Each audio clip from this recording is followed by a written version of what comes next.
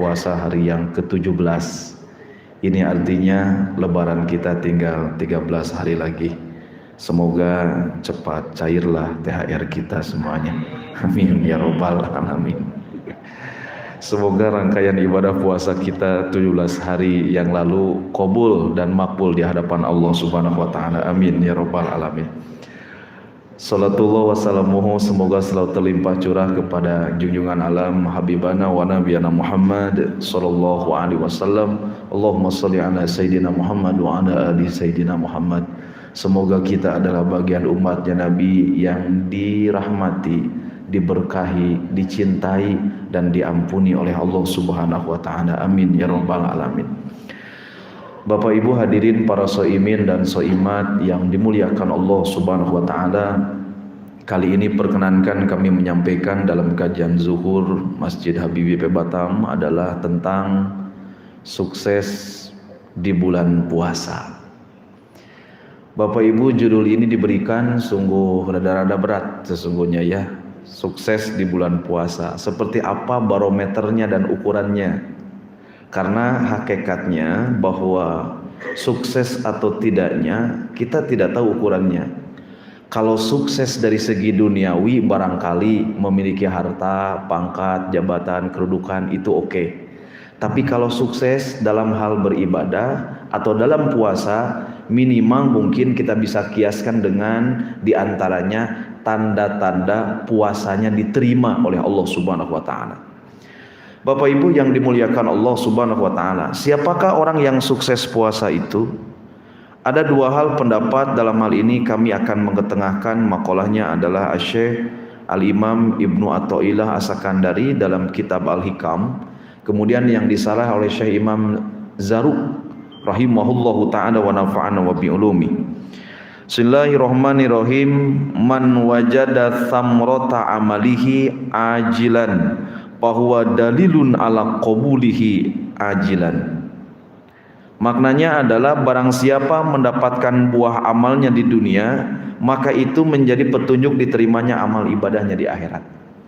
Bapak Ibu, dari pembahasan ini kata ulama, tanda orang yang sukses puasa itu minimal dua barometernya.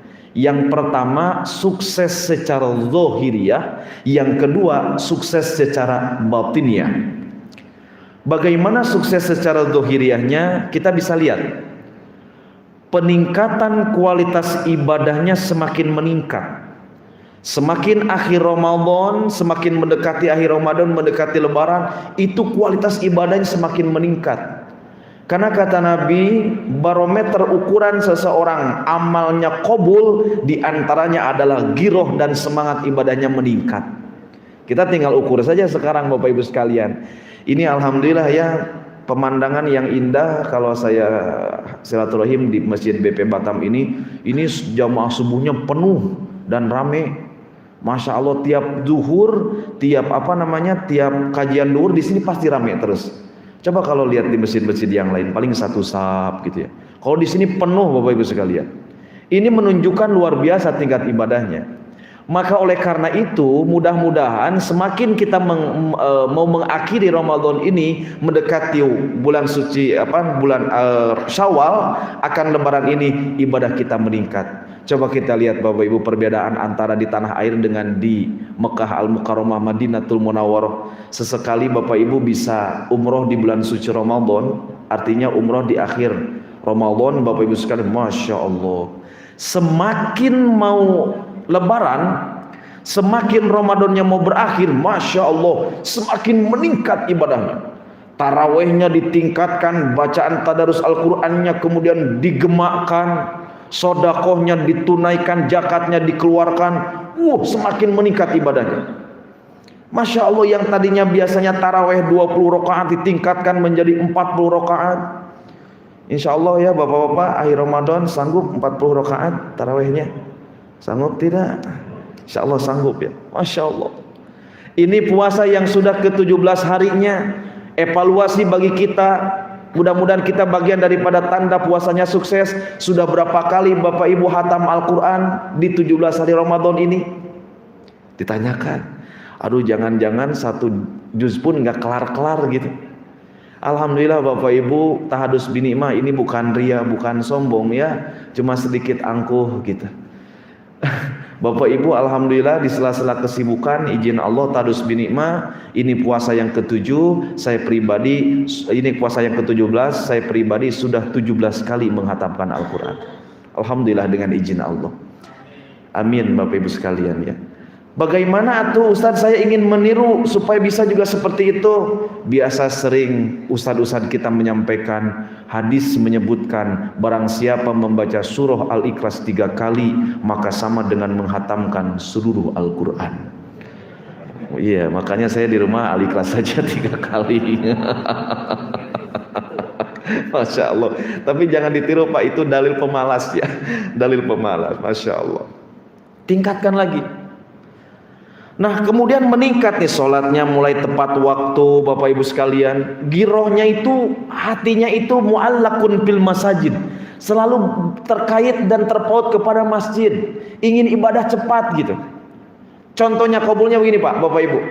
Dalam kitab Tuhfatul Mardiyah, Syekh Imam Abu Sa'id Al-Kharaz beliau mengatakan, di antara seseorang ibadahnya diterima, karena puasa ini adalah syahru tarbiyah, bulan pendidikan, bulan pelatihan, penggojlogan, pembinaan, penempaan bagi kita umat Islam supaya semakin meningkat kualitas ibadah kita di hadapan Allah. Nah orang yang sukses puasanya, giroh semangat ibadah meningkat, hatinya selalu ingin selalu sujud dan ruku, rindu rasanya ingin mendengar panggilan azan. Kalau bapak-bapak sedang di kantor bagian divisi masing-masing, lihat jam lagi, ya Allah kapan ini azan duhur berkumandang, saya ingin segera ruku dan sujud. Ketika sudah mulai dengar azan, Allahu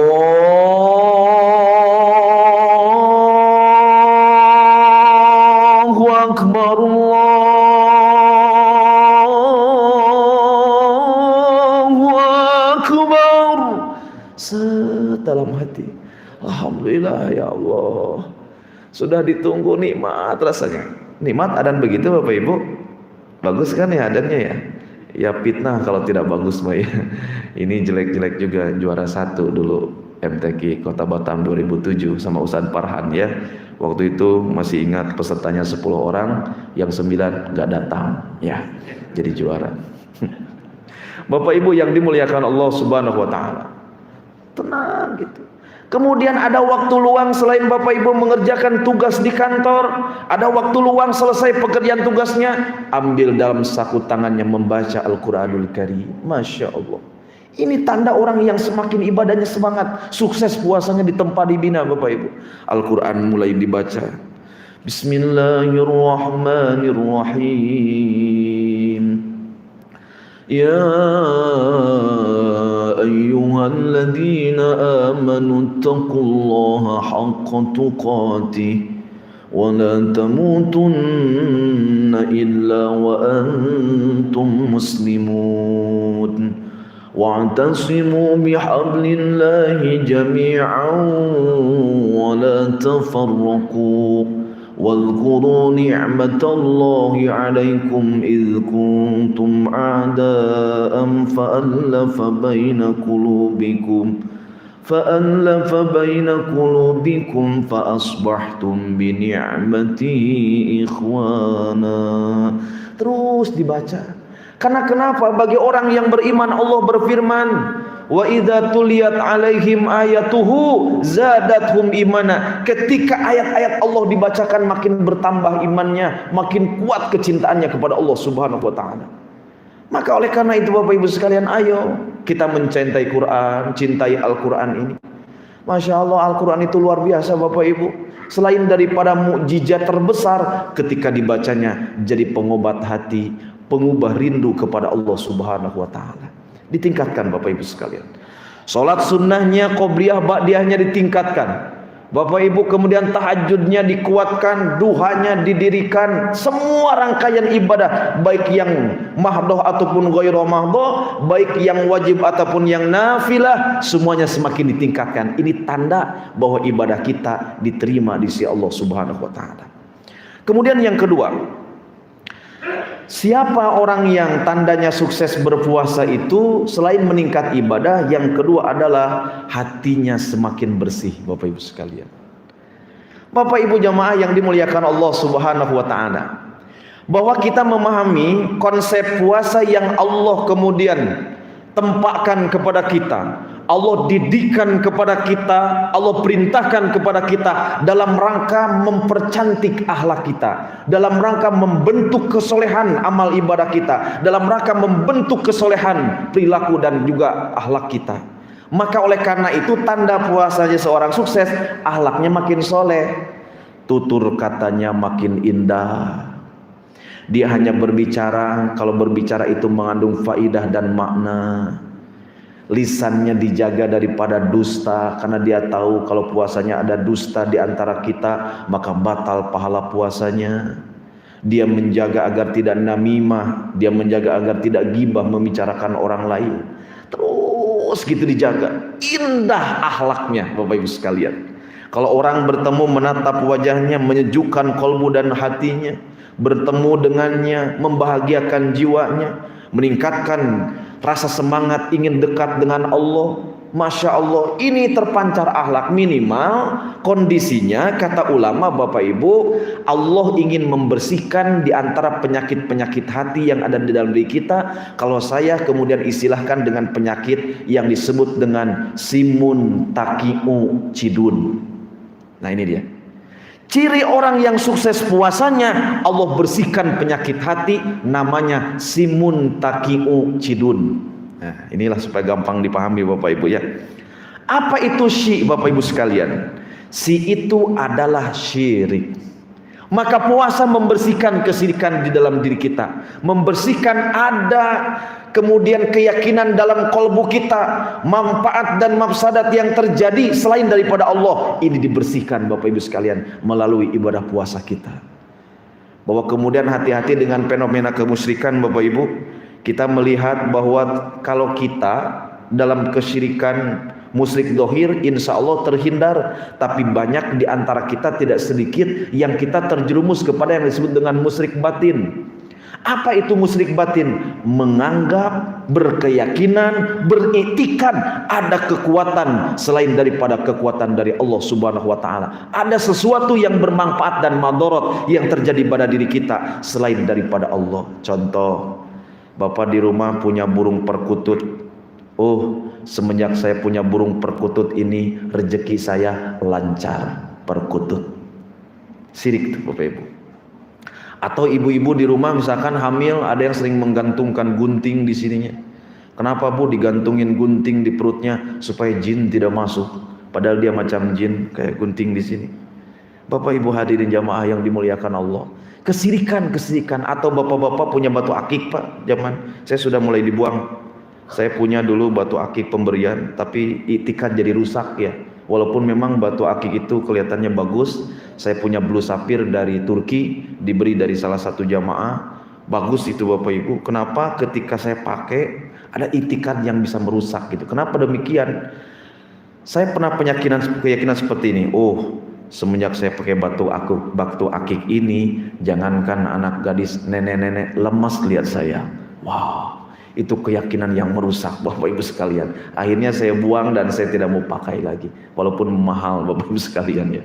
Bapak Ibu jamaah yang dimuliakan oleh Allah, kalau punya keyakinan seperti itu, maka puasa membersihkan. Orang yang sukses puasanya dibersihkan penyakit syirik dalam kolbu dan hatinya. Kemudian yang kedua, yang kedua adalah munafik. Bapak Ibu, orang yang sukses puasanya, dia akan hilang sifat munafik dalam kolbu dan hatinya. Apa itu munafik? Berbicara dusta, berjanji mengingkari, diberi amanah khianat. Itu namanya munafik. Saya sudah mulai tobat Bapak Ibu. Misalkan Pak Teten atau Ustadz Farhan nelpon, Kang sudah di mana? Kalau saya jadwal ceramah, Kang sudah di mana? OTW, padahal masih di rumah. Astagfirullahaladzim. Setelah saya pikir-pikir, wah ini saya munafik nih, bohong gitu. Sering jamaah kalau nelpon, Ustaz sudah di mana? Ini jamaah sudah menunggu. Saya bilang OTW, padahal masih di rumah Bapak Ibu. Waduh, ini dusta, Kelihatannya sepele, tapi itu ada bintik-bintik kemunafikan dalam pribadi kita. Hati-hati Bapak Ibu sekalian. Atau janjian misalkan ketemu klien atau temu kemudian yang lainnya, janjinya jam 1, tetibanya kita lebih atau lewat jam 1 sekian, itu juga bentuk kemunafikan Bapak Ibu sekalian. Kalau kemudian tidak ada alasan yang mendasar untuk terjadinya hal demikian. Kemudian diberi amanah khianat Bapak Ibu sekalian.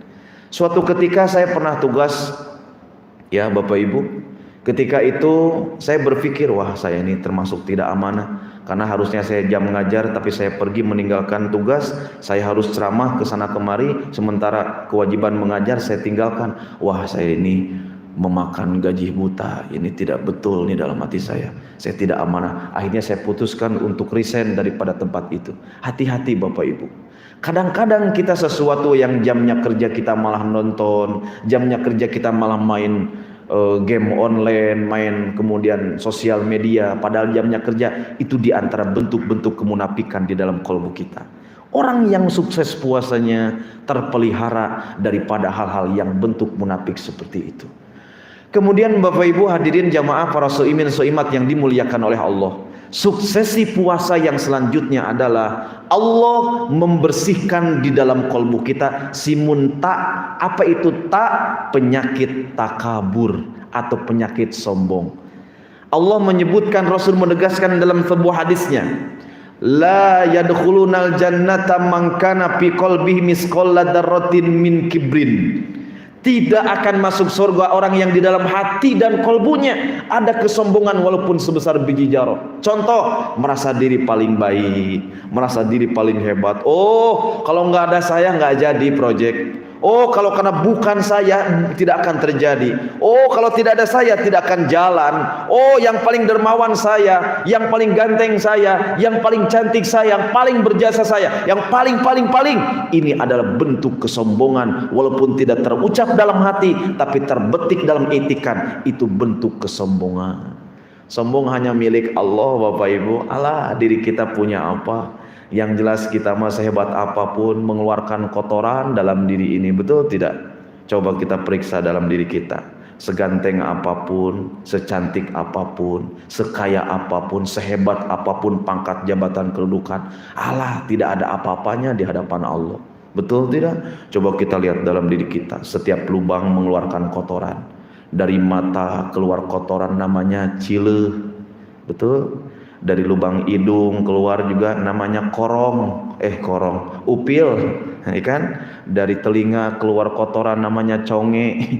Kalau enggak kotoran telinga, mohon maaf, dari depan dan belakang makhluk kuniang Bapak Ibu sekalian.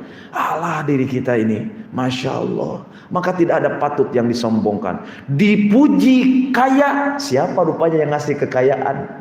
Dipuji cantik, rupanya siapa yang menitipkan kecantikan? Dipuji ganteng juga demikian. Maka hakikatnya kembalikan pujian kepada Allah. Maka puasa menekan kita agar jangan sampai menjadi orang yang sombong. Sukses puasa, dia akan semakin tawadu, merunduk dirinya, rendah hadiri di hadapan Allah, rendah hati di hadapan manusia. Ma'asyiral muslimin wa jumratal mu'minin rahimakumullah.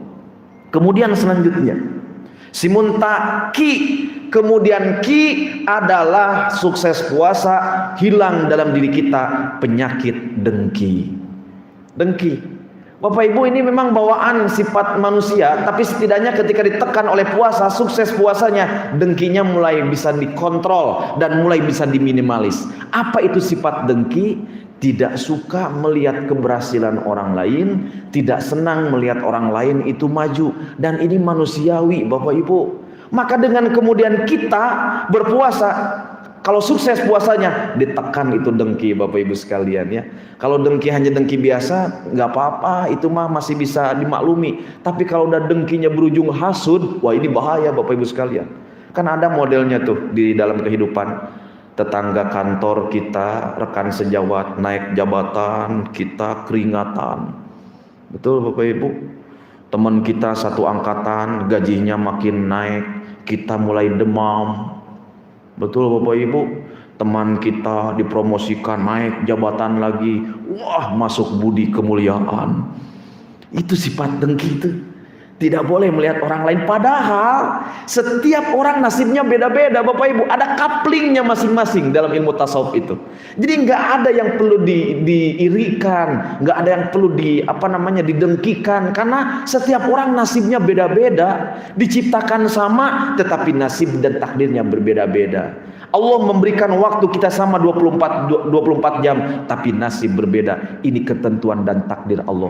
Ada qada, ada takdir. Qada adalah ketetapan, takdir adalah ketentuan. Maka oleh karena itu ketika melihat, oh takdirnya memang begitu, udah disyukuri saja, didoakan, semoga jadi manfaat. Begitu Bapak Ibu. Jadi kita tidak perlu dengki dalam hal ini. Karena kenapa? Dengki itu akan membuat kita jadi tidak nyaman dalam kehidupan ini. Kenapa demikian? Asal melihat orang lain senang, kita malah jadi repot Bapak Ibu.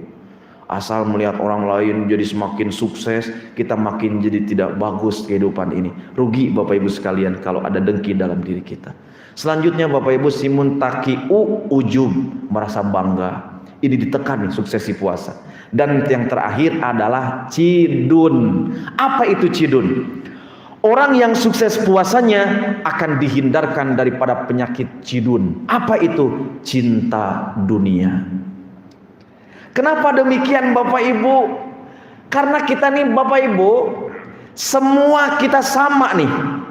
Lapar yang kita derita, haus yang kita rasakan. Hari ini haus mencekik tenggorokan, lapar melilit perut, ini sama di hadapan kita. Maka oleh karena itu, Masya Allah, satu derajat dan satu kemudian kasta dan strata di hadapan Allah kita ini sama. Jadi nggak ada lagi kita cinta dunia. Ditekan oleh Allah Bapak Ibu sekalian. Karena khawatir Bapak Ibu nih, hati-hati ya. Yang usianya 40 tahun. Ini mohon maaf bukan nakut-nakuti. Saya belum 40 soalnya ya. Dalam kitab Qawaidul Mukhtabarah li saliki thariqatul akhirah dijelaskan, Ida balagol insanu arba'ina sana wa ada mazala fikruhu ila dunya ya'ti syaitanu wa yamsahu ala wajhi wa yaqulu bi abi hada wajhun falyufri falyatahajjam minan nar. Naudzubillah min dzalik. Ketika seseorang usianya sudah 40 tahun tapi yang ada di benak dan di pikirannya masih sibuk memikirkan dunia, Bapak Ibu, dunia saja yang dipikirkan, akhiratnya minim. Dalam pikiran dan hatinya piti, oti. Wah, kira-kira gitu sekalian ya. Dalam pikirannya, aduh ini THR belum cair-cair ini Pak Wali, gimana ini? Misalkan kita kira-kira ya, aduh Pak Kepala nih belum mencairkan THR, ini puasa sudah ke-17. Sabar, ada waktunya Bapak Ibu. Kan puasa melatih sabar Bapak Ibu sekalian ya. Nah kalau kemudian kita masih pikirannya dunia, ya'ti syaitonu, maka datang setan kepadanya. Wa yamsahu ala wajhi, dan diusap wajahnya oleh setan. Dan kata setan, aku bersumpah demi bapakku iblis, orang ini tidak akan bahagia dunia dan akhiratnya, dan tempatnya bersamaku di neraka. Maka hati-hati, ada istilah tua-tua keladi, makin tua makin jadi Bapak Ibu. Maka saya berdoa kepada Allah, Allahumma agnina bil ilmi wa zayyina bil hilmi. Ya Allah, cukupkan ya Allah, cukupkan ya Allah. Kalau berdoa untuk akhlak dan lain sebagainya, saya ingin berdoa kepada Allah, ya Allah, cukupkan ekonomi hamba sebelum 40 tahun. Jangan sampai ya Allah sudah 40 tahun hamba masih memikirkan urusan duniawi. Ini bisa bahaya Bapak Ibu sekalian. Kenapa demikian? Ketika sudah lewat 40 tahun dia masih sibuk memikirkan dunia, akhirnya diusap setan. Sehingga jangan aneh kalau sudah tua-tua tapi makin jadi mungkin diusap setan. Bapak Ibu hadirin jamaah yang dimuliakan Allah Subhanahu wa taala. Ditekan tuh Pak, duniawi ditekan. Coba kita lihat, nggak ada kan nafsu kita. Ternyata konsep puasa ini luar biasa. Kalau sukses puasanya, kita nggak terlalu nafsu tuh sama dunia Bapak Ibu. Biasa-biasa saja. Melihat dunia itu biasa-biasa saja Bapak Ibu sekalian. Jangan terlalu takjub, bangga gitu. Karena kenapa? Biasanya efek dunia ini adalah membuat kita sombong dan ingin pamer serta ingin dipuji. Betul tidak? Coba dunia itu begitu tuh hawanya itu. Kita punya rumah baru, punya apa gitu, aset baru, inginnya diperlihatkan sama orang. Punya mobil baru pakai Bapak Ibu, setiap pengkolan diklakson setiap orang yang jumpa, padahal nggak kenal gitu ya. Kenapa? Supaya orang lain tahu bahwa kita mobil baru. Masya Allah, padahal aduh Bapak Ibu zaman sekarang mah punya mobil mah gampang. Semuanya juga gampang, mobil si Aang semua itu. Ibu tahu mobil Bapak mobil si Aang? Apa itu? Aang suran.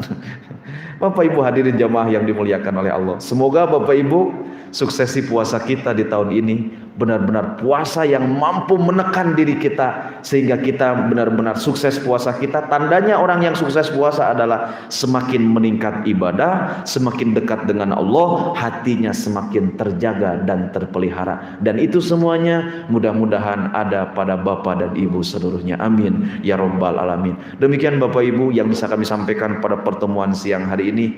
Mudah-mudahan ada manfaatnya. Kami doakan secara pribadi untuk Bapak dan Ibu yang hadir di masjid ini. Semoga Bapak Ibu Allah panjangkan umur taatnya.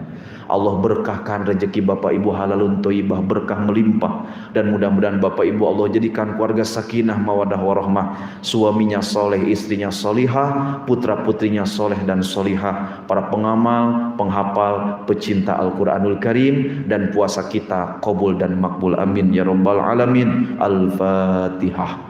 A'udzubillahi minasyaitonirrajim. Bismillahirrahmanirrahim. Alhamdulillahirabbil alamin arrahmanirrahim maliki yaumiddin.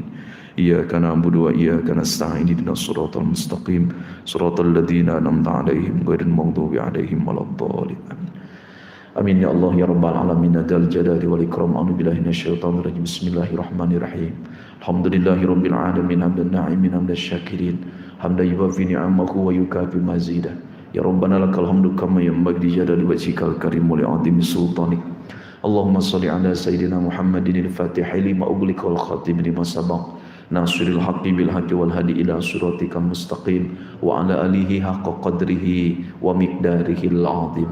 Allahumma ja'alna fi hadhihi syahri syarifatil mubarakati minas su'ada'il maqbulin wa la taj'alna ya Allah minal ashqiya'i mardudin. Allahumma ja'al hada jam'ana jam'an marhuma wa tafarruqana min ba'dihi ya Allah tafarruqan ma'suma. Allahumma ja'al hada jam'ana jam'an mashkura wa tafarruqana min ba'dihi ya Allah tafarruqan maghfura bi rahmatika ya arhamar rahimin.